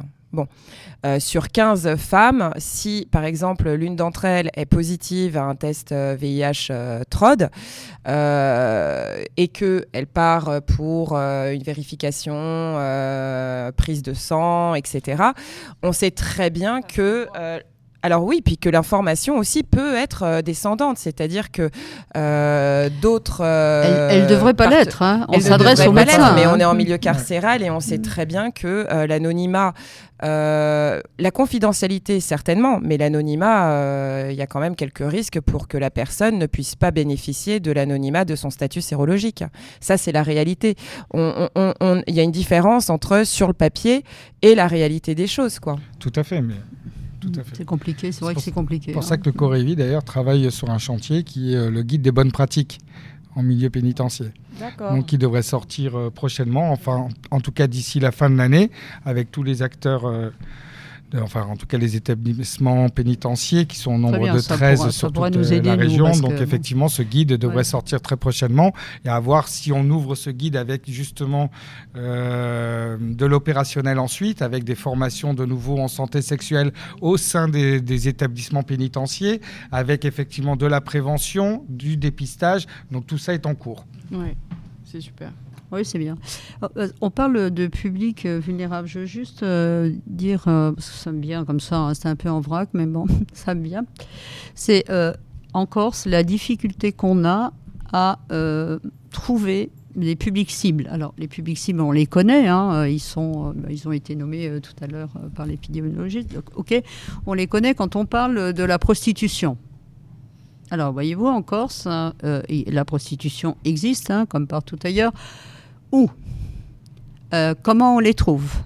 Comment le public, par exemple, HSH. Nous, on travaille depuis presque 20 ans avec l'aide du SILAction, qui nous finance depuis de très nombreuses années, sur le public HSH, donc hommes ayant des rapports sexuels avec des hommes. Il nous a fallu des années pour arriver à trouver les lieux. À l'époque, hein, parce qu'il y avait des lieux identitaires, bon, il y en a de moins en moins, parce que maintenant c'est les réseaux, effectivement, hein, c'est passé sur les réseaux. Mais voilà, tout est compliqué ici. Voilà, on connaît des publics cibles, mais pour les trouver, hein, il n'y a pas d'établissement. Voilà, ça veut dire on va faire une soirée dans le Marais, hein, on en est loin, hein, voilà, pour trouver le public gay. Non, mais voilà, enfin, c'est quand même des réalités qui ralentissent considérablement aussi nos actions. Parce que, alors la prostitution, on en parle depuis quand même un bon moment, hein, de ce public cible. Oui, on en parle. pour les trouver, comment on fait, voilà. Tout est par compliqué. les réseaux aussi, mais bon, peut-être qu'on en reparlera tout à l'heure, mais du moins il y a des études qui sont menées. Oui, je sais qu'il y a eu des études, je sais. Pour essayer de les identifier plus facilement, justement, pour ensuite pouvoir potentiellement aller faire parfois des sensibilisations. sur les sites de rencontres gays, parce qu'il y a aussi de la prostitution gay, indéniablement, ça on le sait.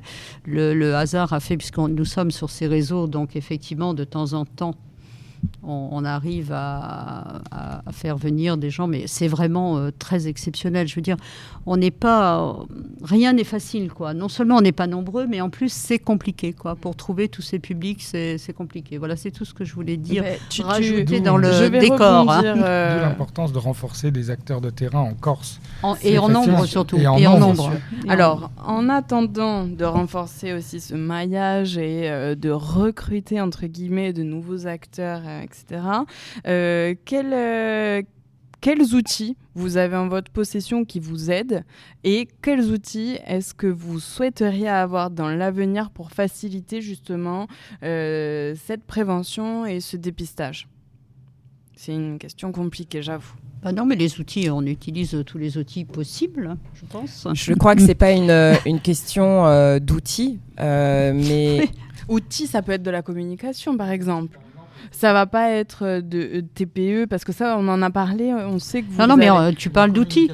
On parle de la communication. Communication numérique, ça, il faut effectivement le développer de plus en plus vis-à-vis des publics cibles. À chaque public, sa communication et une communication numérique. C'est là où on va pouvoir toucher un plus grand nombre par rapport à la prévention, par rapport à l'usage du TPE, par rapport à la PrEP, et ainsi de suite. Je pense qu'effectivement, un des premiers outils à utiliser, c'est effectivement la communication numérique. C'est ce qu'on fait quand même depuis pas mal de temps. On est quand même le renforcer sans doute. Oui, on peut toujours mieux faire. Donc c'est sûr et certain qu'on peut continuer. Mais bon, ça fait quand même un moment qu'on est sur les réseaux, un moment qu'on est sur des sites de rencontres, un moment qu'on est sur des sites échangistes aussi. Enfin bon, on essaye d'élargir le plus possible les publics cibles.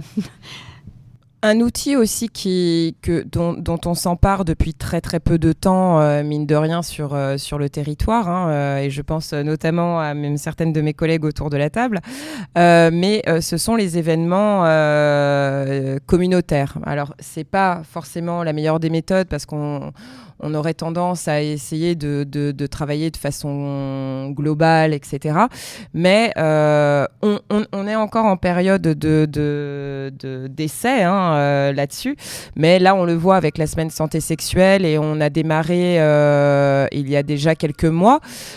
Oui, depuis quelques temps, avec certains acteurs, on crée des événements un petit peu plus communautaires. On l'a vu avec le groupe de parole destiné aux personnes trans, non-binaires ou en variation de genre. On le voit toute la semaine santé sexuelle avec les différents Love Café, Queer Café, apéro sexo que l'on tente de mener à bien, notamment à Cargèse, Bastia et Ajaccio. Petit à petit, on attire une communauté dite vulnérable, même si ce mot techniquement m'agace un petit peu et que je trouve assez stigmatisant à l'origine.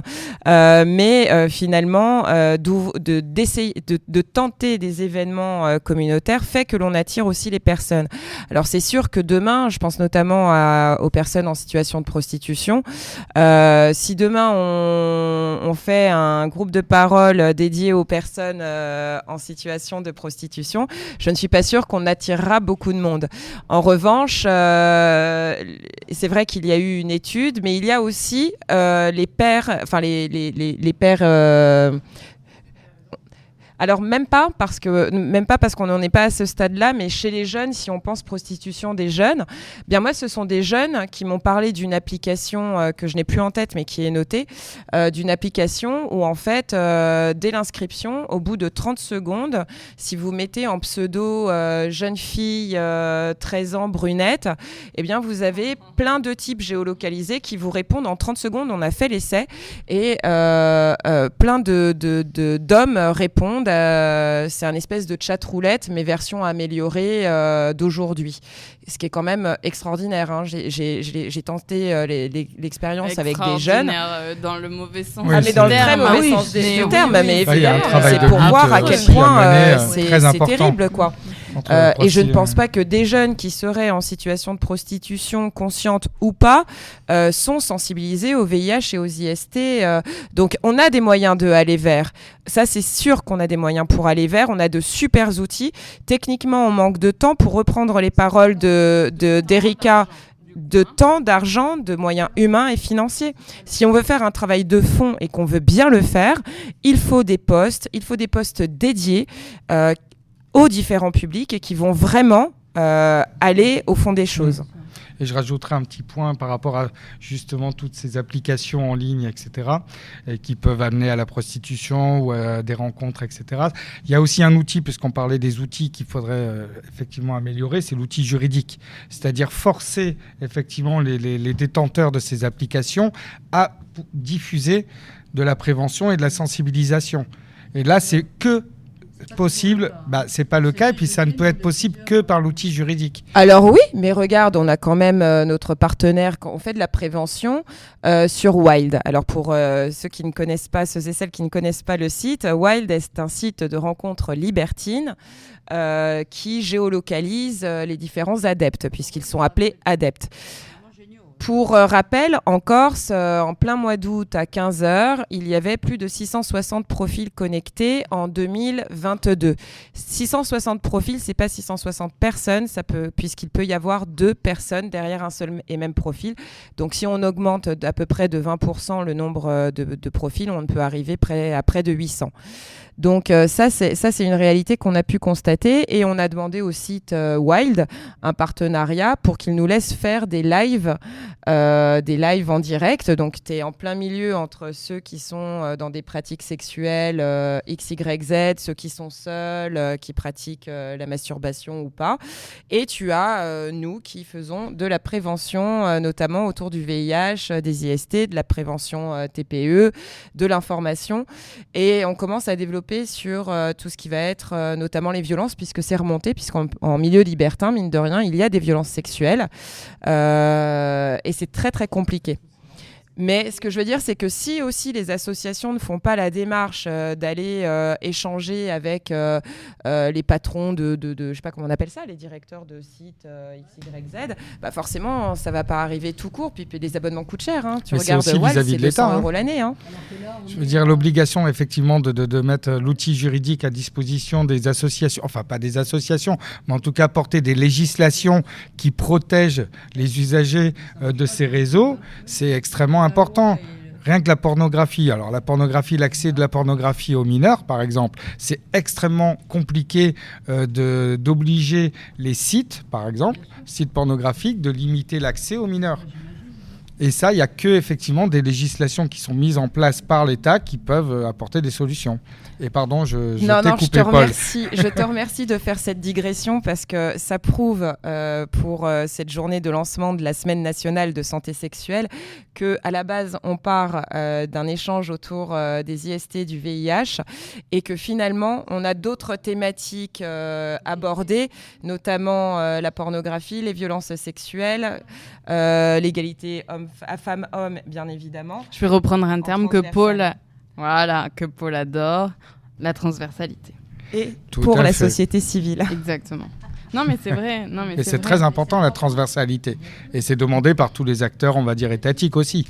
C'est effectivement travailler sur une transversalité des projets, des acteurs, etc., pour justement mettre en place toutes ces préventions et les thématiques et lutter contre... Justement, ça m'amène à la dernière question, je pense, de cette partie, qui est comment est-ce que les associations, les acteurs de terrain, peuvent travailler en étroite collaboration avec les acteurs institutionnels pour améliorer l'accès aux soins, le dépistage, le soutien, etc. Disons... Oui. Normalement. le Corévi, par exemple, donc est en lien direct avec forcément l'ARS, l'Agence régionale de santé. Donc c'est effectivement par nos actions qui sont démontrées, enfin en tout cas qu'on présente auprès de l'ARS, c'est une sorte de plaidoyer. C'est-à-dire si là, par exemple, on part sur un groupe de travail sur les personnes vivant avec le VIH et les difficultés du parcours de soins, ou si on amène effectivement un groupe de travail sur les migrants, où il y a une forte prévalence en termes de VIH. Donc ça, ce sont aussi des données, c'est la façon dont on travaille qui est répercutée auprès de l'ARS, donc directement auprès des pouvoirs publics. Oui. C'est la chaîne. Oui, ils sont obligés de prendre en compte les remontées quand même. Voilà, ils prennent en compte les remontées. Et est-ce que ça se traduit dans leur politique de santé ensuite ? Ah, alors là, ta question est compliquée. C'est souvent les chiffres qui... C'est pas toujours évident. C'est pas toujours évident. S'il y a les chiffres, mais en tout cas... C'est pas toujours évident. C'est pas toujours évident, mais en tout cas... On est quand même obligé de se battre. Les associations de terrain, de toute façon, doivent tout le temps se battre. Oui. Elles doivent constamment pratiquer le plaidoyer. C'est comme ça, c'est un plaidoyer continu. Je pense que toutes les associations de terrain le savent depuis longtemps, le plaidoyer est continu. Ça fait partie du job. Oui. Ça veut dire que tout le travail que l'on fait auprès de la société civile, à un moment donné, quand on est une association, eh bien, forcément, on devient politique puisqu'on défend aussi des causes. Mais avant de défendre des causes, on défend des publics. Donc, effectivement, oui, ça devient politique. Mais on peut forcer de constater que différents acteurs autour de la table, je pense notamment au Corévi PACA Ouest Corse, l'association IO2 Corse ou EC3S, ont alerté, en tout cas suite aux chiffres désastreux, puisque nous sommes les derniers en France en termes de dépistage, de nombre de dépistages. Par contre, on est au maximum en termes de tests positifs en stade SIDA. Donc, nous avons alerté l'Agence régionale de santé de Corse au mois de janvier et ils nous ont quand même répondu très rapidement, c'est-à-dire courant février, qu'ils prenaient en compte notre alerte. Donc, voilà, ils l'ont pris en compte. On les attend pour la suite, mais ils sont présents et ils nous ont entendus. Donc, nous espérons très vite les revoir sur ce sujet. C'est les lenteurs. Nous, on n'a pas le temps d'être lents, quoi. Voilà. Eux, par contre, se posent 100 millions de questions avant on n'est pas... On peut travailler sur les mêmes thématiques, bien sûr, mais on ne travaille pas du tout de la même façon. Ce n'est pas des gens de terrain.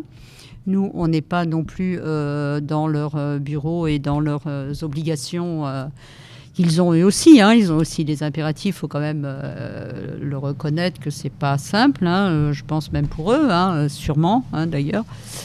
Oh, je défends l'ARS. Non, mais disons que l'État a le principe de précaution. Mais je pense que c'est une réalité. Enfin, je veux dire, on est tous dans des complexités de fonctionnement. Mais pour nous, petits acteurs de terrain qui sommes toujours à la vue de tout ce qu'on voit, pressés d'essayer de régler des problèmes qu'on ne peut pas régler immédiatement parce que, voilà. Donc, on essaye de faire remonter des informations, on essaye de donner le décor, on va dire. Pourquoi on veut intervenir, pourquoi on veut faire ça, pourquoi on veut faire ça. Bon, après, il faut que ça monte... Voilà, mais c'est comme ça partout, c'est pas qu'ici, donc bon, faut faire avec ça, on n'a pas le choix de toute façon. Voilà, ma conclusion. Merci beaucoup. Est-ce que vous souhaitez compléter par quelque chose peut-être que l'on n'aurait pas abordé, qui serait important de dire pour terminer cette deuxième partie ?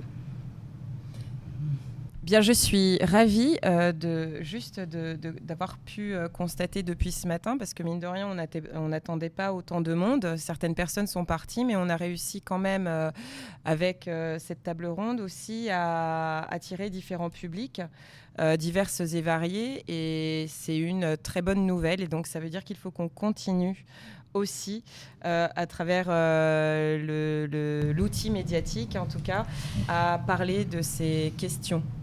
On va en parler toute la semaine, Paul. Toute la semaine. Tout à fait. Et c'est très important. Voilà, merveilleux. Stéphane, une petite phrase pour conclure cette deuxième partie. Il faut continuer de travailler. Le Corévi continue son action. À ce jour, la Corse fait partie de son territoire. Donc là, c'est aussi au Corévi à dynamiser de nouveau pleinement les acteurs du territoire corse et continuer à travailler sur des groupes de travail, groupes projets, sur la prévention, sur tous les sujets qui ont été abordés durant ce podcast. Bon, bah, merci cas, à vous en tous les cas très d'être heureux présent aujourd'hui ici. quand même, parce que c'est pas évident, je le sais pour vous. Vous vous déplacez. Donc c'est très bien. Particulièrement pour cet événement. Oui, Tout mais à fait. je trouve que c'est délicat quand même de faire ça. On sait qu'eux aussi ont la semaine de santé sexuelle dans leur région. Bon, c'est quand même pas évident tout ça, hein, parce que donc merci à vous deux. Et Merci à vous. aussi, maintenant qu'on se connaît, Stéphane, j'espère qu'on aura l'occasion de te recevoir beaucoup plus souvent en Corse. Avec Parce plaisir. qu'il faudra une immersion pour que tu rencontres quand même tout le monde. Oui, tout à fait. Puis il y a du boulot. Il y a du boulot. Mais je saurai être guidé. Mais pour cette dernière partie, on va parler encore plus des besoins de terrain et des acteurs, en croisé avec les politiques de santé. Et aussi, si vous avez des questions, vous pouvez venir au micro pour poser vos questions ou peut-être même dire quelque chose qui vous semble important de dire.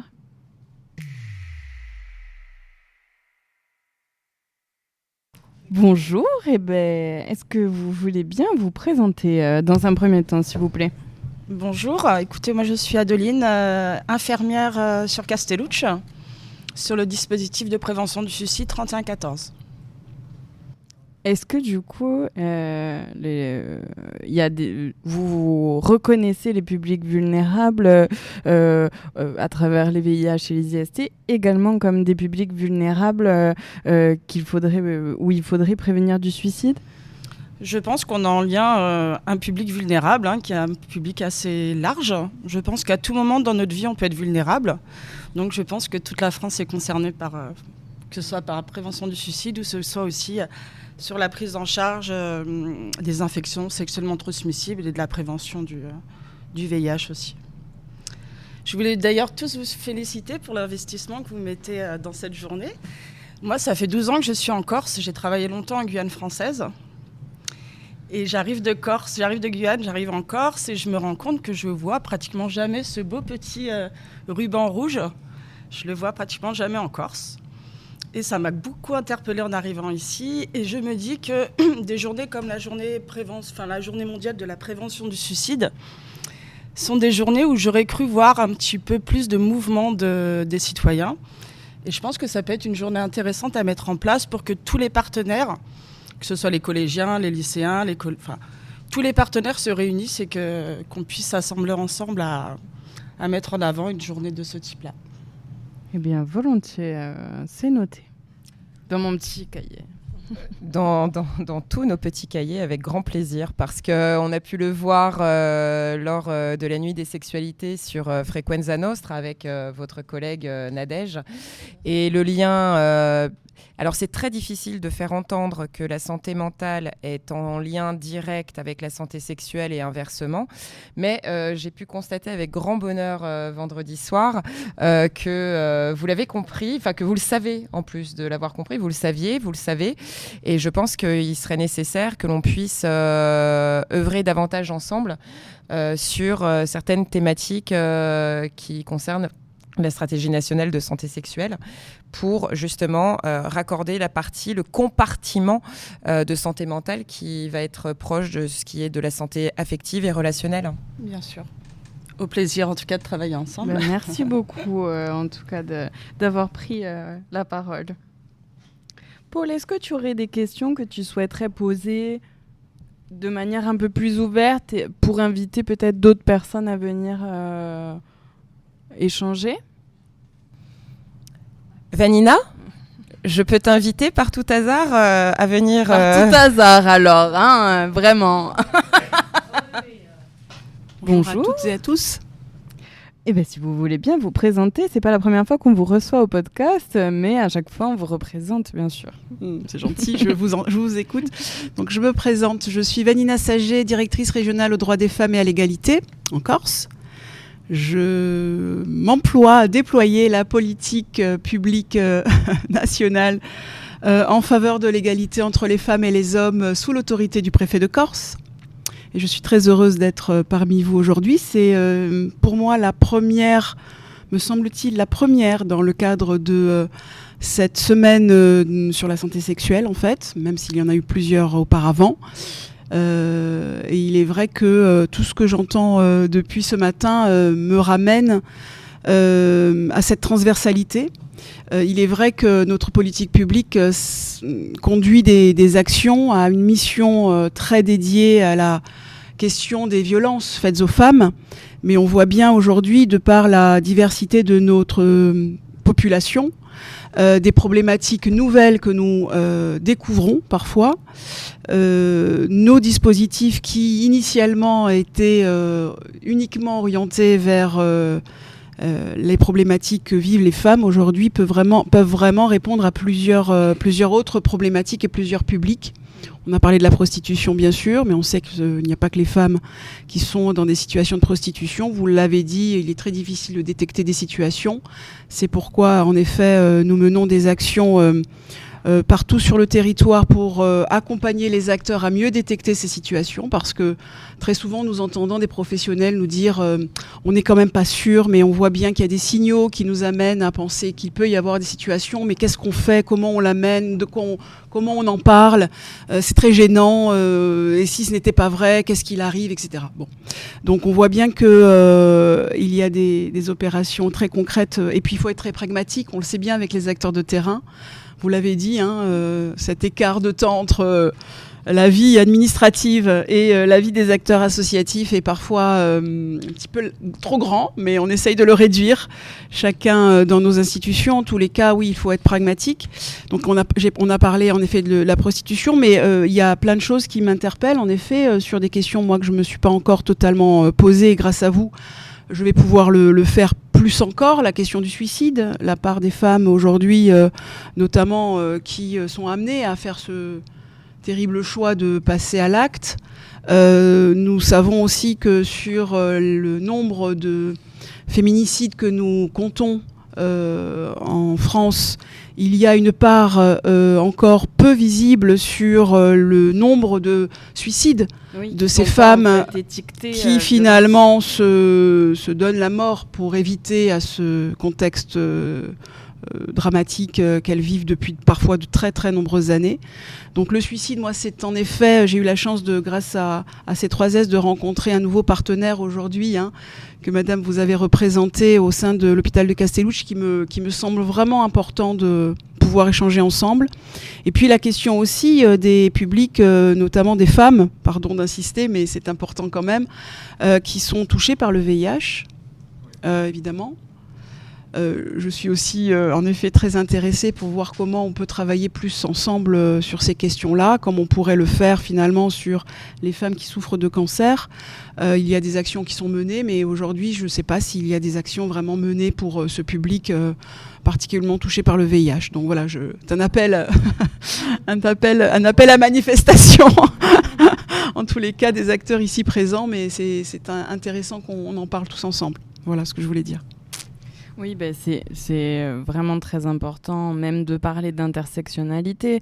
En fait, on va parler de femmes, mais on va parler ensuite de femmes avec un handicap, de femmes avec le VIH, et qui peuvent être aussi un public qui peut recevoir des violences, entre guillemets, plus facilement. Enfin, elles sont plus touchées, en tout cas. Et ça peut être pas uniquement des violences physiques, mais du coup, des violences morales, avec le parcours de soins notamment, qui peut être vraiment vécu comme une violence. Ça peut être une violence institutionnelle. Enfin, c'est vraiment important de croiser toutes ces données-là, mais c'est encore plus compliqué. Et il y a, du coup, vous l'évoquiez, la prostitution, et depuis quelques années, vous faites notamment une étude de terrain pour identifier, entre guillemets, plus facilement des situations de prostitution. Ou pour répondre peut-être à ce qu'on disait tout à l'heure avec Sylvie, est-ce qu'il y a des moyens d'aller vers ce public? Est-ce qu'on connaît en Corse maintenant? Alors, chaque opérateur, que ce soit peuvent être les enseignants ou encore les équipes éducatives dans les établissements scolaires ou bien vous, partout où vous rencontrez du public, vous êtes susceptible d'être face à des personnes qui sont dans des situations prostitutionnelles. Mais évidemment, vous l'avez dit, si vous faisiez un atelier pour attirer ce public, il y a fort à parier que personne ne se présentera. Donc c'est aussi souvent...